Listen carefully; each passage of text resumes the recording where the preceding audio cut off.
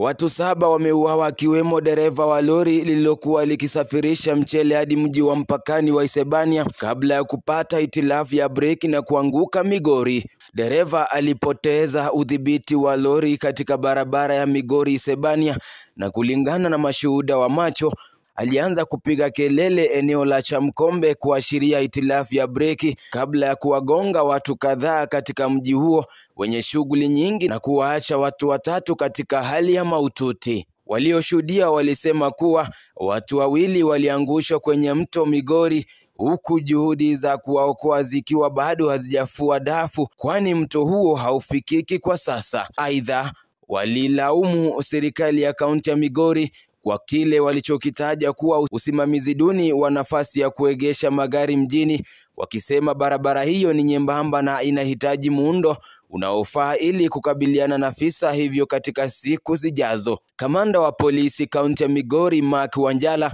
alithibitisha kisa hicho akisema uchunguzi tayari umeanza kubaini chanzo cha ajali hiyo. Polisi wamefichua kuwa wakazi wa Migori walitangulia kupora badala ya kuwaokoa waathiriwa wa ajali ya Migori iliyosababisha vifo vya watu 7. Kiongozi wa Azimio Raila Odinga ametuma risala za rambirambi kwa familia na marafiki waliopoteza wapendwa wao kufuatia ajali hiyo iliyotokea. Katika taarifa, Raila aliomba kwamba Mungu azibe familia nguvu za kukabiliana na wakati mgumu. Aliyasema haya nikinukuu: "Natoa pole nyingi kwa wale wote waliopoteza wapendwa wao, marafiki na wafanyikazi wenzao katika ajali mbaya iliyotokea asubuhi ya leo katika uwanja wa bodaboda Migori mjini.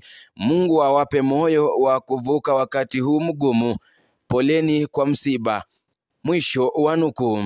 Brian Kibwage, Kisii Hot TV.